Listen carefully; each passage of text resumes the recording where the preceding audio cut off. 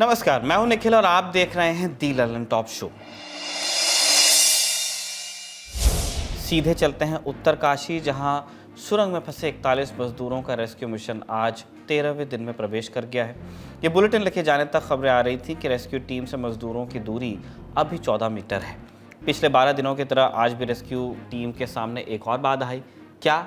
वो ये कि मजदूरों को निकालने के लिए डाले गए पाइप का सिरा मुड़ गया, क्योंकि उसके आगे रुकावटें आ रही थी। उसकी जगह अब नया पाइप डाला गया है और फिर से खुदाई शुरू हुई है। पीएमओ के पूर्व सलाहकार और इस रेस्क्यू ऑपरेशन को लीड करने वालों में से एक भास्कर खुलबे ने बताया कि ग्राउंड पेनिट्रेशन रडार से हुई स्टडी में सामने आया है कि सुरंग में अगले 5 मीटर तक कोई मेटालिक ऑब्स्ट्रक्शन नहीं है, यानी कोई लोहे की चीज़ नहीं है जो इस रेस्क्यू के लिए डाले जा रहे पाइप्स को रोके। 60 मीटर का लक्ष्य है, 14 मीटर अभी और अंदर जाना बाकी है।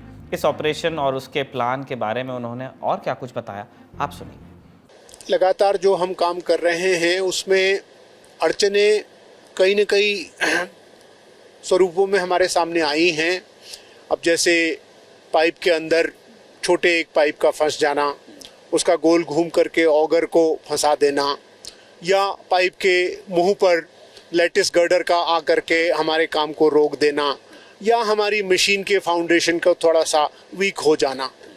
ये छोटे मोटे उदाहरण हैं जिनकी वजह से हमें काम में बाधा मिली, लेकिन मैं ये कह सकता हूँ बिल्कुल सकारात्मकता के साथ कि अगर चुनौतियाँ मिली हैं, अगर बाधाएं आई हैं, तो हमने उनको जीता भी है।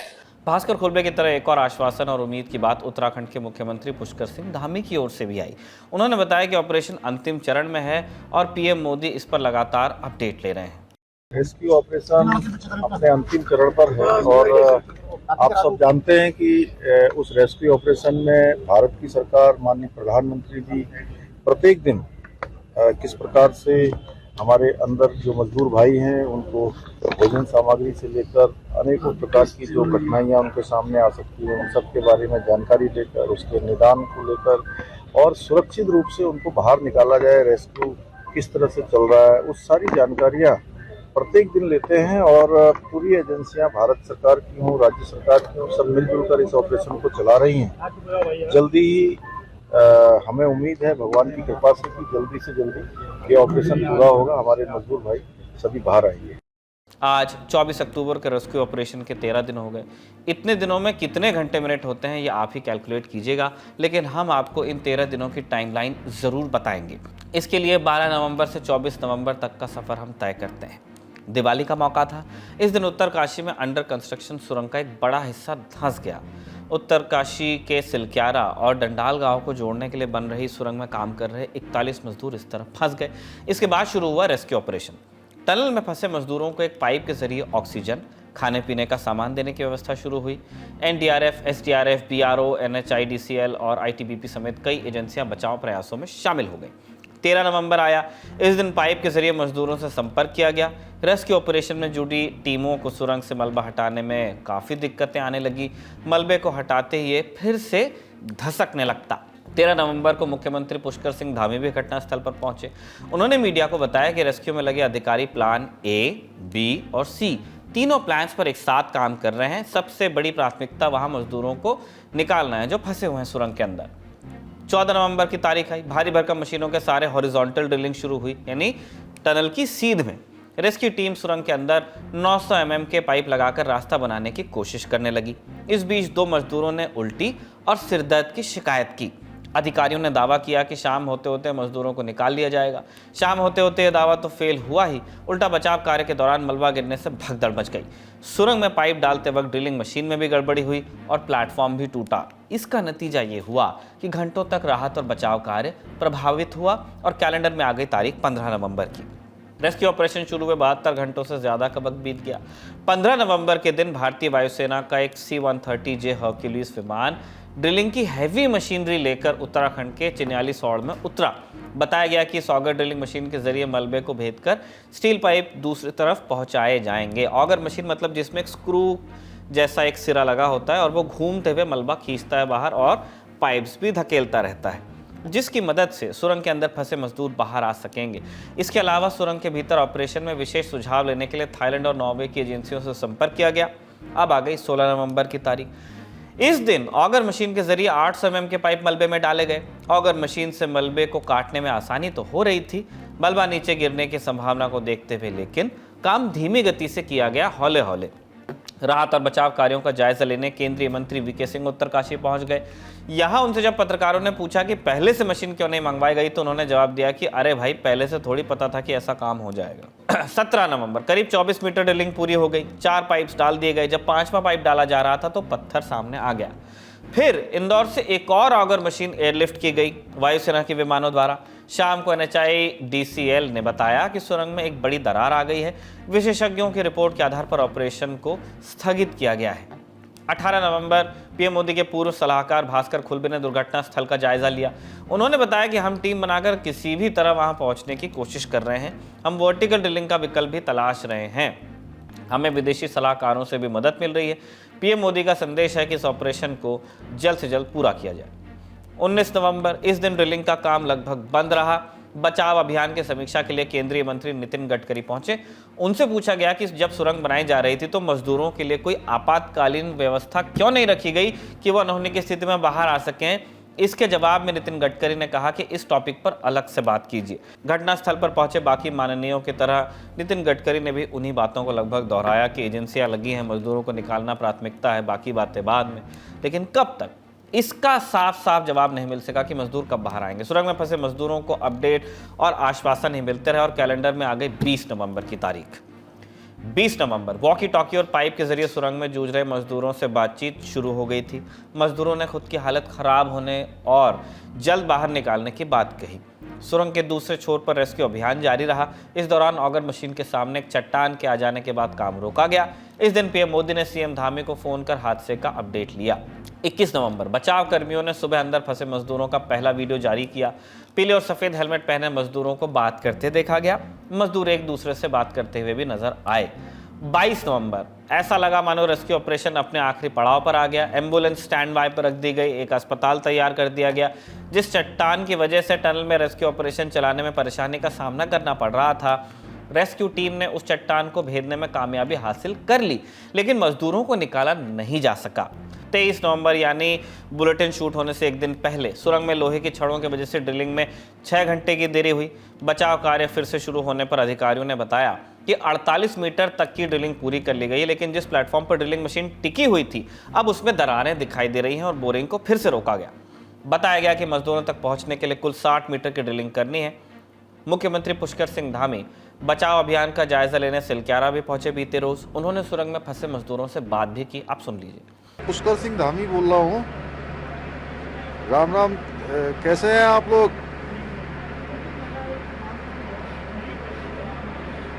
अच्छा, चलिए भाई, बहुत हम लोग बिल्कुल पास पहुंच गए हैं और बड़ी आप लोगों की हिम्मत है और बहुत ही आप लोगों के लिए सब लोग प्रार्थना कर रहे हैं यहाँ और हम लोगों को उम्मीद भी है। मैं भी रात से आ गया हूँ, जनरल साहब भी आ गए हैं यहाँ पर और प्रधानमंत्री जी रोज़ आप लोगों के बारे में रोज़ चिंता कर रहे हैं, रोज़ अपडेट लेते हैं मुझे सवेरे 7 बजे। आज भी अभी आया है, अभी बताया है, बिल्कुल 45 मीटर से आगे हम लोग आ गए हैं और मुश्किल से 10 मीटर और आना है। बीच बीच में क्या है कि सरिया वगैरह आ जा रही है ना ये, तो हाँ, तो आप लोगों को पता ही है। थोड़ा सा ये है कि हिम्मत बता के, और किसी सबकी तबीयत वगैरह अच्छी ठीक है ना वहाँ पर?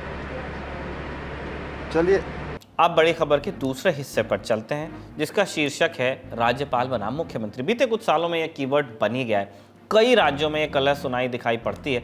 दिल्ली, पंजाब, तमिलनाडु सभी इससे भली भांति वाकिफ होंगे।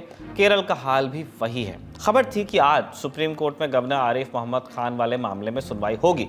राज्य की चुनी हुई सरकार की ही एक याचिका अदालत में लगी हुई है। गवर्नर पर आरोप लगे हैं कि उन्होंने राज्य विधानसभा से पारित 8 विधेयकों को मंजूरी नहीं दी और उनकी इस निष्क्रियता से लोगों के अधिकारों पर असर पड़ा, ये राज्य ने कहा अपनी याचिका में। विवाद शुरू हुआ, कैसे हुआ ये बताते हैं। केरल सरकार ने अपनी 461 पन्नों की याचिका में कहा है कि 8 प्रमुख विधेयक राज्यपाल के पास लंबित हैं, कुछ 7 महीनों से, कुछ 2 साल से। इनमें से कुछ विधेयक कोविड-19 के बाद हेल्थ केयर चिंताओं से संबंधित हैं, जनहित के मसलों से संबंधित हैं। मामला सीजीआई डीवाई चंद्रचूड़ की सदारत में 3 जजों की बेंच के सामने आया। बेंच में जस्टिस जेबी पारदीवाला और जस्टिस मनोज मिश्रा भी थे। केरल सरकार की तरफ से पेश हुए वरिष्ठ वकील के वेणुगोपाल और वकील के शशि, उन्होंने कहा कि इस तरह की देरी कुछ राज्यपालों का ढर्रा बन गया है और ये खतरनाक है। वेणुगोपाल ने तर्क दिया कि संविधान के अनुच्छेद 168 के तहत राज्यपाल विधानमंडल का ही एक हिस्सा हैं, इसलिए वो ऐसे काम नहीं कर सकते जो जनता के निर्वाचित प्रतिनिधियों की इच्छाओं के उलट हों। याचिका के मुताबिक राज्यपाल का मनमाना रवैया प्रदेशवासियों के जीवन के मौलिक अधिकारों का उल्लंघन है। संविधान राज्यपाल को यथाशीघ्र यानी उचित समय के अंदर काम करने के लिए कहता है। बड़ी खबर के तीसरे हिस्से में बात होगी हिंदुस्तान और अफगानिस्तान के संबंधों की। भारत में अफगानिस्तान के दूतावास और राजनयिक मिशन को स्थायी रूप से बंद किया जा रहा है। नवंबर को जारी किए गए आधिकारिक बयान में दूतावास ने लिखा, हमें भारत सरकार की ओर से लगातार चुनौतियां मिल रही थी। 30 सितंबर को हमने दूतावास का संचालन बंद किया था। हमें उम्मीद थी कि भारत का रुख दूतावास को लेकर बदलेगा और अफगानिस्तान इस्लामिक गणराज्य के पक्ष में ही होगा, लेकिन ऐसा नहीं हुआ। 8 हफ्ते बाद भी राजनयिकों का वीज़ा नहीं बढ़ा और न ही भारत सरकार का रवैया बदला। पहले इस खबर को विस्तारते हैं, फिर इसके पेचों हम बता देंगे। भारत और अफगानिस्तान के संबंध मोटा माटी अच्छे ही रहे हैं। दोनों देश दक्षिण एशियाई क्षेत्रीय सहयोग संगठन सार्क समेत कई क्षेत्रीय पार्टनरशिप्स में हिस्सा हैं और भारत ने अफगानिस्तान के पुनर्निर्माण और पुनर्वास में बहुत बड़ी भूमिका निभाई थी तालिबान टेकओवर से पहले। अभी भी संबंध खराब पूरी तरह से नहीं हुए हैं, एड वगैरह अभी भी जाती है। 200 से ज़्यादा सरकारी और निजी स्कूल बनवाए गए, 1000 से ज़्यादा स्कॉलरशिप स्पॉन्सर की और 16,000 से ज़्यादा अफगान छात्र हमारे यहाँ पढ़ते हैं। लेकिन अगस्त 2021 के बाद ये सब बदला। तालिबान ने अफगानिस्तान की सत्ता पर कब्जा किया और बहुत सारे देशों की तरह भारत भी तालिबान सरकार को आधिकारिक रूप से मान्यता नहीं देता है। हालांकि भारत ने साफ कहा कि हम ज़मीनी हकीकत जानते हैं, पहचानते हैं। जब से तख्ता पलट हुआ, दिल्ली स्थित अफगानी दूतावास में अंदरूनी कलह चलने लगी, क्योंकि तालिबान तो देश के अंदर है और ग्लोबल विलेज से इस दुनिया में सत्ता केवल देश तक तो महदूद रहती नहीं, हर दूसरे देश में उसकी मौजूदगी है, उसके लोग हैं, उसकी एम्बेसी है। इस तनाव को समझने के लिए और थोड़ा पीछे चलते हैं, बहुत नहीं थोड़ा। अफगानिस्तान में तालिबान के आने से पहले राष्ट्रपति थे अशरफ गनी। उन्होंने भारत में अफगानी दूतावास का जिम्मा सौंपा था राजदूत फरीद मामुनजई को। कब्जे के बाद भी वही राजदूत के पद पर हैं, कम से कम भारत के नजरिए से। मीडिया रिपोर्ट के मुताबिक फरीद को देश के बाहर शरण मिली हुई है, संभवतः लंदन में। 7 सितंबर 2021 को तालिबान ने काबुल में सरकार बना ली और अफगानिस्तान का नाम बदल दिया। नया नाम रखा इस्लामिक अमीरात ऑफ अफगानिस्तान। यानी नाम बदलने वाला ये ट्रेंड हर तरफ चलता है, सदाबहार सार्वभौमिक शौक है। झंडा भी बदला गया। तब भारत ने भी अपने नागरिकों को तालिबान राज से निकाल लिया था, अपना दूतावास बंद किया था। लेकिन फिर 10 महीने बाद जून 2022 में भारत ने काबुल में अपने दूतावास में एक तकनीकी टीम तैनात करके अपनी राजनयिक उपस्थिति दर्ज करवा दी। इधर दिल्ली में भी फरीद मामुनजई की अगुवाई में पुराने इस्लामिक रिपब्लिक ऑफ अफगानिस्तान के परचम तले अफगानी दूतावास चलता रहा। इसी साल तालिबान ने कादिर शाह नाम के एक शख्स को दूतावास की कमान सौंपी, लेकिन दूतावास ने ही उनकी नियुक्ति को स्वीकार करने से इनकार कर दिया। उन्हें बाहर का रास्ता दिखा दिया, मतलब अंदरूनी राजनीति के चलते दूतावास में ही 2 खेमे बन गए। अंदरूनी राजनीति और खेमेबाजी आप समझ गए, कुछ पुराने वफादार हैं, कुछ नए वफादार हैं, उन्हीं के बीच लड़ाई है। अब वापस आज पर आते हैं। 30 सितंबर को खबर आई कि अफगानिस्तान ने भारत में अपने दूतावास को बंद करने का ऐलान किया। 1 अक्टूबर से भारत में दूतावास बंद हो जाएगा, ऐसा कहा गया। इसके पीछे दूतावास ने कई अलग अलग वजहों का हवाला दिया, मसलन भारत की तरफ से समर्थन की कमी, अफगानिस्तान की अपेक्षाओं को पूरा करने में विफलता, राजनयिकों के लिए वीज़ा रिन्यूअल न होना, संसाधनों में कमी, आदि आदि। तब का ऐलान अब हकीकत बनने वाला है। अफगानी दूतावास ने इस बार भी वजहें गिनाई हैं। वही दूतावास ने लिखा कि हमारा नियंत्रण कम हो जाए, इसके लिए हमें तालिबान और भारत सरकार दोनों से ही लगातार दबाव झेलना पड़ा। नोट कीजिए, तालिबान और भारत सरकार दोनों की बात उन्होंने लिखी है। यहाँ तक लिखा है कि कुछ लोग इस कदम को आंतरिक कलह का नतीजा बताने की कोशिश करेंगे, लेकिन असल में यह फैसला नीति और हितों में आए बदलाव का नतीजा है। अफगानी दूतावास ने अपने आधिकारिक बयान में लिखा, संसाधनों की कमी के बावजूद हमने काबुल में वैध सरकार की अनुपस्थिति में भी अपने नागरिकों के बेहतरी के लिए अथक प्रयास किए। पिछले 2 सालों और 3 महीनों में भारत में अफगान समुदाय में काफ़ी गिरावट देखी गई है। अफगान शरणार्थियों, छात्रों और कारोबारियों ने देश छोड़ दिया। इस दौरान बहुत सीमित वीज़ा इशू किए गए। अब आप इस पूरी पिक्चर को समझिए। एक कारण तो तालिबान बनाम पुरानी सरकार वाला तनाव है, लेकिन दूतावास के बयान में एक और बड़ी वजह दिखती है, भारत सरकार का रवैया। आज की तारीख में भारत में पुरानी अफगान रिपब्लिक का कोई राजनयिक नहीं बचा है। आधिकारिक बयान के मुताबिक जो नई दिल्ली में थे उन्हें सुरक्षित रूप से अलग अलग देशों में पहुंचा दिया गया है और भारत में केवल तालिबान से जुड़े राजनयिक अब बचे हैं जो तालिबान के प्रति वफादार हैं, जो नियमित तौर पर ऑनलाइन मीटिंग्स में दिखते भी हैं। यानी दो सवाल हैं, पहले तो भारत अफगान संबंध, उनमें क्या उतार चढ़ाव आए, तालिबान के आने के बाद क्या बदला और अभी क्या बदल रहा है, ये सब समझने के लिए हमने बात की भू राजनीति के जानकारों से। सुनी। देखिए, सबसे पहले जब तालिबान 1996 से वहां सत्ता में था तो उस समय भारत और अफगानिस्तान के संबंध काफी नीचे चले गए थे। लेकिन जब 2001 में जब ये 9/11 के अटैक के बाद से जब यूएस आया और वहां पे तालिबान को डिस्प्लेस किया गया और एक नई डेमोक्रेटिक सरकार आई, तो उसके बाद से भारत और अफगानिस्तान के संबंध जो हैं काफी बेहतर हो गए और ये संबंध करीब करीब 2 दशकों तक बहुत अच्छे चले। लेकिन अब जो है, जब तालिबान की पुनः सत्ता में जब वापसी हो गई है, तब से एक फिर से असमंजस की स्थिति उत्पन्न हो गई है और हम नहीं जानते कि हम अफगानिस्तान से हमें किस प्रकार के संबंध रखने चाहिए, क्योंकि तालिबान की वापसी जो है सत्ता में एक सच्चाई है और तालिबान इतनी जल्दी जाने वाला भी नहीं है। और ये जो असमंजस की स्थिति है, ये सिर्फ हमारे लिए ही नहीं है, ये बल्कि विश्व की सारी ताकतों के लिए एक असमंजस की स्थिति है और कोई भी देश श्योर नहीं है कि हम तालिबान के साथ कैसा व्यवहार करें। अगर आप देखें, पाकिस्तान, चाइना, रशिया और कोई भी देश मतलब श्योर नहीं है कि हमें तालिबान के साथ किस प्रकार की नीति रखनी चाहिए। चाइना जो हालांकि वहां के जो रिसोर्सेज हैं उनको देख करके वो लालच की स्थिति में है, लेकिन चाइना भी वहां जाना अभी नहीं चाह रहा है सुरक्षा के कारणों से। तो चाइना इसलिए बार बार अभी भी ये दुहाई दे रहा है कि यूएस को जो है किसी प्रकार की सुरक्षा वहां प्रदान करनी चाहिए ताकि वो वहां जा सके और वहां के रिसोर्सेज का दोहन कर सके, जिसके लिए यूएस तैयार नहीं है। यूएस का कहना है कि भाई हम क्यों एक खामखा इस चक्कर में आए और हम अपने मेन मटेरियल को वहां जाकर के अपना अननेसेसरली इन्वेस्ट करें जिसका लाभ चाइना लेकर के जाए। ये तो भूत और वर्तमान हुआ, लेकिन भविष्य क्या है? दूतावास ने लिखा भी है कि वो भू राजनीति के लिहाज से भारत की प्रतिबद्धताएं समझते हैं। बैलेंसिंग एक्ट समय की मांग है। तो क्या भारत की नरेंद्र मोदी सरकार तालिबान राज को मान्यता देगी? क्या वो इस बैलेंस से आगे बढ़ने पर विचार कर सकती है? अब इस सवाल का जवाब सुनिए। देखिए, जो ये दूतावास की स्थिति है, तो दूतावास को हम लोगों ने इसलिए बंद किया है कि अब तालिबान जो है सत्ता में रहते हुए उसको काफी समय हो गया, तो अब ऐसा लग रहा है कि तालिबान जो है इतनी आसानी से अफगानिस्तान से जाने वाला नहीं है। तो इसका मतलब ये होता है कि तालिबान एक सच्चाई है। हालांकि हम तालिबान की सारी नीतियों से सहमत नहीं है, तालिबान के अधिकांश नीतियों से हम सहमत नहीं है।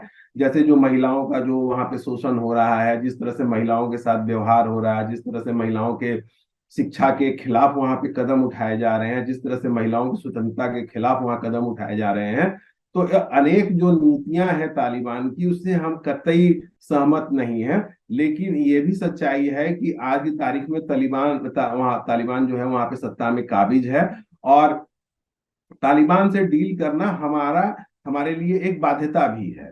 तो इसलिए जो है हम तालिबान को पूरी तरह से नाखुश भी नहीं कर सकते और हमने एक सीमित डिप्लोमेटिक संबंध तालिबान से रखा हुआ है। हालांकि एम्बेसडर लेवल पे अभी हमारे संबंध नहीं है, लेकिन हमने बिल्कुल कट ऑफ भी नहीं किया हुआ है। हमारा एक वहां पे डिप्लोमेटिक यूनिट काम कर रहा है जो लोगों की बेहतरी के लिए काम कर रहा है और हम इसको आगे इस तरह से काम करना चाहते हैं। लेकिन अब उसमें एक नई स्थिति ये उत्पन्न हो रही है कि जो अफगानिस्तान का जो दूतावास भारत में है, जो 2001 से बहुत बढ़िया से बहुत बखूबी काम कर रहा था, वो जो है वो अफगान रिपब्लिक को रिप्रेजेंट कर रहा था। जबकि सच्चाई ये है कि आज की तारीख में अफगानिस्तान में सत्ता में तालिबान है। हालांकि हमारे अफगान रिपब्लिक से बहुत अच्छे संबंध थे, उस संबंधों को ध्यान में रख करके हमने अब तक इस एम्बेसी को चलने दिया। लेकिन अब सच्चाई ये है कि आज की तारीख में अफगान रिपब्लिक जो है वो एग्जिस्ट नहीं करता है, तालिबान एक सच्चाई है। तो तालिबान का रिप्रेजेंटेशन देना है कि नहीं देना है, इसके बारे में अभी सरकार निश्चित नहीं है। तो हमने जो पुरानी एम्बेसी थी उसको बंद करने का फैसला किया है। हालांकि हम लोग उनके प्रति अच्छी भावना रखते हैं, हम चाहते हैं कि उनसे हमारे संबंध सही रहें, लेकिन चूंकि अब उनके वीजा इशू करने का कोई मतलब नहीं था, तो इसलिए उस एम्बेसी को बंद कर दिया। आपने जानकारों को सुन लिया। राजनीति कूटनीति का पुराना नियम है कि कुछ सही गलत नहीं होता, केवल मौके और दस्तूर की बात है। कहाँ देखना है, कितना देखना है, कहाँ नहीं देखना है, किसके साथ देखना है, सब कूटनीति का खेल है। अभी अफगानी दूतावास ने जाते जाते हमारे सामने 3 मांगे रखी हैं। पहली, भारत सरकार दूतावास की संपत्तियों को अपने कब्जे में ले ले।